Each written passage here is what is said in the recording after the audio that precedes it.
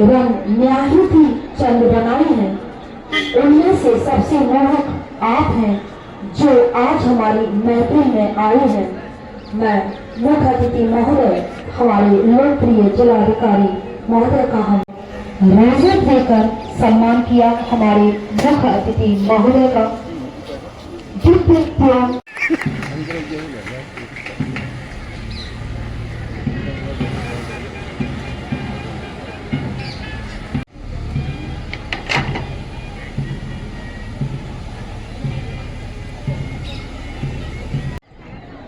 प्रथम कमांडर ने मुख्य अतिथि महोदय और उनके पीछे श्रीमान धीरे धीरे मुख्य अतिथि महोदय का वाहन निरीक्षण परेड के लिए जाता हुआ हमारे आज के मुख्य अतिथि महोदय श्री राजेश पांडे ने वर्ष 1992 बैच में उत्तर प्रदेश में से 4 बार जीता राष्ट्रपति प्रजापति टोली number 4 under officer Satyendra Kushwaha, senior under officer Shraddha dial 100 और परेड वाहन पर मुख्य अतिथि महोदय द्वारा परेड का निरीक्षण किया गया और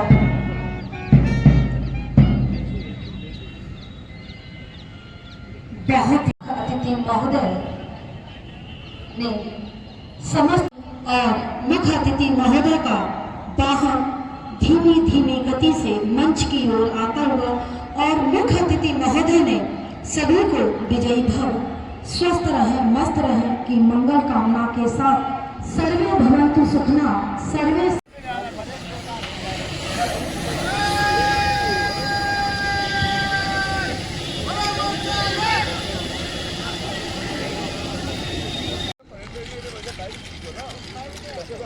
प्रथम कमांडर और द्वितीय कमांडर के कुशल नेतृत्व में सभी टोली कमांडर भिन्न भिन्न परिधानों से सजी टुकड़ियां मुख्य अतिथि महोदय के समक्ष अपने दिव्य से सुंदर देश हमारा भारत जिसका नाम है, धरती अंबर पर्वत नदियां जो इसकी शान है, ऐसी आन बान शान के साथ हम अपने आप पर गर्व है कि आज हम अपने हृदय सम्राट मुख्य अतिथि महोदय के समक्ष उनको सलामी देने के लिए बहुत ही नजदीक से निकले हैं। सारे जहां से अच्छा हिंदुस्तान हमारा, हम बुलबुले हैं इसके, ये गुलिस्तान हमारा। प्रथम कमांडर और द्वितीय कमांडर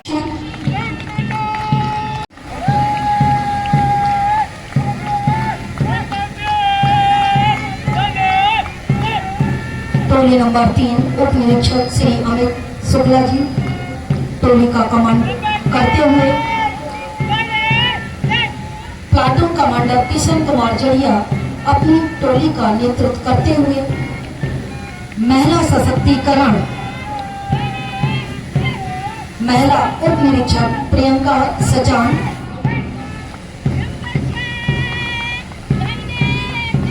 महिला उप निरीक्षक रजनी चौधरी अपना नेतृत्व करती हुई महिला सशक्तिकरण का द्योतक, क्षेत्रीय युवा कल्याण अधिकारी अर्चना प्रजापति, अंडर ऑफिसर सत्येंद्र कुशवाहा,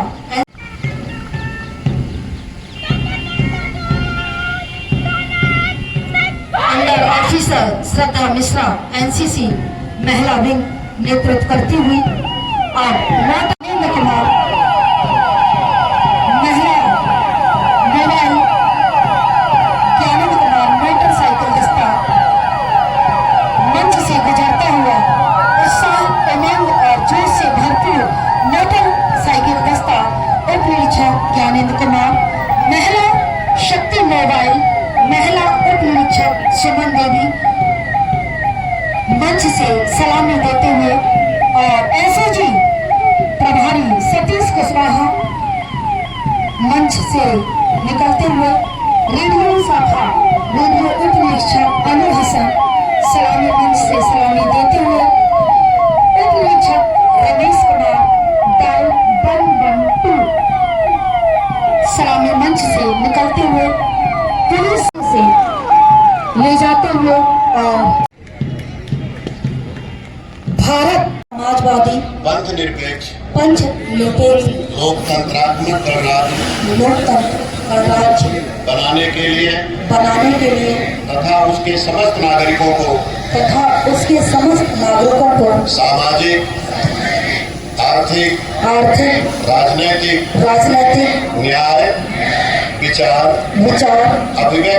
अभिव्यक्ति, विश्वास, धर्म और उपासना की स्वतंत्रता, प्रतिष्ठा और अवसर की समता प्राप्त करने के लिए तथा उन सब में व्यक्ति की गरिमा और राष्ट्र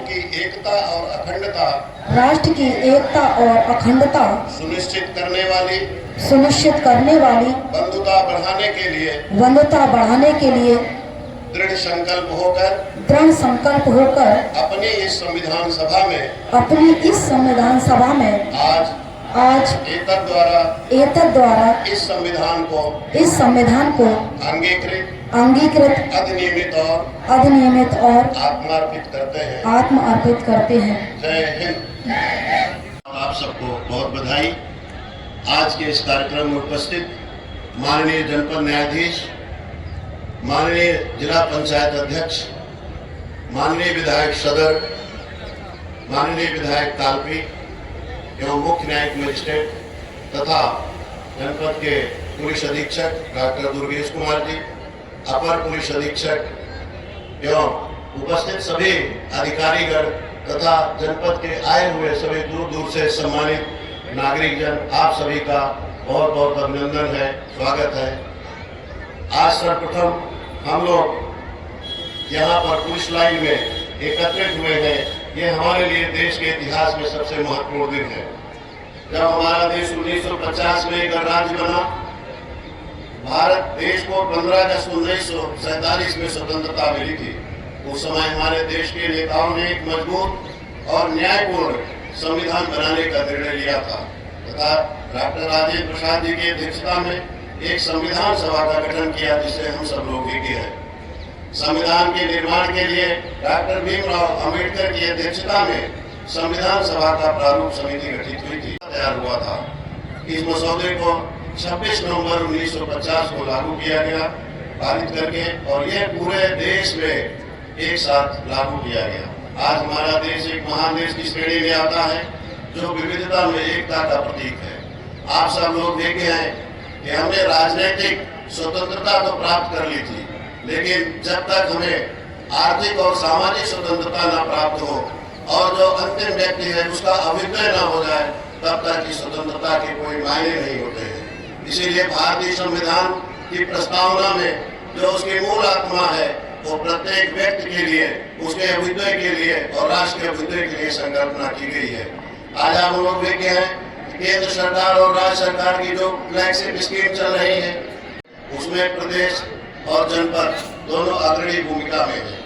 चाहे वो कृषि का क्षेत्र हो, चाहे वो ऊर्जा का क्षेत्र हो, चाहे वो महिला संरक्षण का हो या कानून व्यवस्था का हो, सभी में जनपद ने भी बहुत अपेक्षित प्रगति की है और प्रदेश भी करीब 21 प्रकरणों में देश में नंबर 1 पे रहा है। आज हमें चिंतन करने का दिन है कि जो आज़ादी हमें प्राप्त हुई है, उस आज़ादी के सही मायने क्या है। क्या हम लोग उन सभी लोगों को जो उनके अधिकार हैं उनको सही ढंग से दिलाने में सफल है। अधिकारियों के रूप में हम सबका जो दायित्व है कि हम लोग जन कल्याणकारी योजनाओं का लाभ जन जन तक पहुँचाएं। जनपद के बारे में मुझे बताते हुए हर्ष है कि जनपद में ऊर्जा के क्षेत्र में काफी तेजी से प्रगति हो रही है। रोड नेटवर्क काफी तेज गति से जो है वो नई सड़कें बन रही हैं। जो हमारे ऐतिहासिक और धार्मिक और सांस्कृतिक धरोहरें हैं, उनको भी नेटवर्क से जोड़ा जा रहा है। चाहे वो जालौनी देवी मंदिर हो, चाहे वो माँ शारदा का पीठ हो, चाहे अष्टभुजा देवी का या रक्तदंडिका का है। कालपी में जो वेदव्यास मंदिर है, वहाँ पर भी जो नागरिक सुविधाएं उपलब्ध कराई जा रही है। जनपद जालौन में डकोर, कुसमुलिया और टिमरों में लगभग 700 एकड़ जमीन उद्यमियों के लिए, इंडस्ट्री के लिए खरीद की जा रही है। आज नोएडा की तर्ज पर बीकानेर जुलाई 2022 में बुंदेलखंड एक्सप्रेस का लोकार्पण किया था। आप देख रहे हैं कि उसके बाद से बुंदेलखंड एक्सप्रेसवे के आसपास के सीमावर्ती क्षेत्रों में औद्योगिक विकास की गति में तेज रफ्तार पकड़ी है। इसी प्रकार सोलर ऊर्जा के क्षेत्र में जनपद पूरे देश में, क्योंकि यहाँ की जो किरणें हैं वो उतने उत्कृष्ट कोट की हैं, सबसे उपयुक्त स्थान है, उसमें भी तेजी से आगे चल रहा है। पशुपालन और कृषि में चाहे ओला वृष्टिपात हुआ हो अथवा बाढ़ का आया हो, जनपद में संवेदनशील ढंग से माननीय जनप्रतिनिधियों की उपस्थिति में बहुत उसको नियंत्रित किया गया था। इसी प्रकार चिकित्सा शिक्षा के क्षेत्र में भी काफी काम चल रहा है।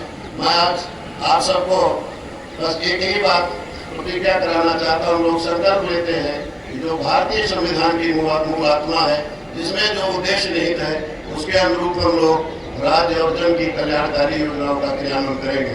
कानून व्यवस्था के क्षेत्र में जो लोग अराजकता करते थे, उनकी जनपद में संपत्तियां भी कुर्क की गई है और साथ ही उन पे कड़ा अंकुश लगाया गया है। गैर कानूनी काम करने वालों के प्रति लगातार शिकंजा कस करके एक उद्यमिता का माहौल बनाया जा रहा, ताकि लोग इंडस्ट्री लगाएं और लोगों को विकास से जोड़ें। आप अवगत ही है कि पुलिस द्वारा लगातार, चाहे वो महिलाओं के साथ छेड़खानी हो या चाहे किसी भी प्रकार का अपराध का प्रकरण हो, उनमें तत्परता पूर्वक कार्रवाई की जा रही है। और पहली प्राथमिकता कानून व्यवस्था, बिजली, विकास, सड़क, आरोग्यता, शिक्षा, चिकित्सा और जो समाज की कल्याणकारी योजनाएं हैं, महिला सशक्तिकरण और उसकी जो योजनाएं हैं, उसको लागू की जा रही है। लगातार जनपद की प्रगतिशील योजनाओं को भी रेखांकित किया है, जन जन तक पहुंचाया है, चाहे वो श्रमिकों से सच की कार्रवाई। मुख्य अतिथि महोदय को सैल्यूट किया। अखंड भारत श्रेष्ठ भारत का आगाज किया, विकसित भारत का आगाज किया। मुख्य अतिथि महोदय कमांडर बड़े ही उत्साह जोश से अपना परिचय देते और हर्ष उमंग मन में लिए हुए हैं। 3 रंग का वस्त्र नहीं है, ध्वज देश की शान है। हम सामने से तेज चल और अपना स्थान लेते हुए जोरदार तालियों से एक बार पुनः स्वागत, क्योंकि आपकी तालियां इसकी पावन वेला पर आप सभी को वंदन, अभिनंदन और स्वागत। तालियां बजती रहे, क्योंकि ये सराहनीय पुरस्कार हमारे पुलिस महान सिल्वर मेडल आपको दिया गया है। अरे इसको ऊपर उठवा दो यार, पूरा जोरदार तालियां से स्वागत।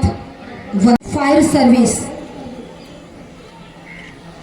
और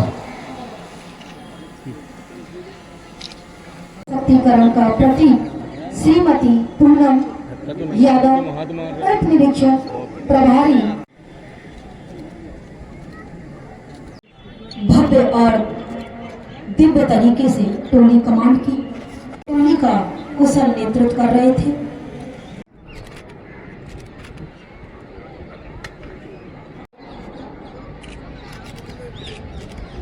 श्री गौर रहते हैं आप बहुत ही कर्मठ।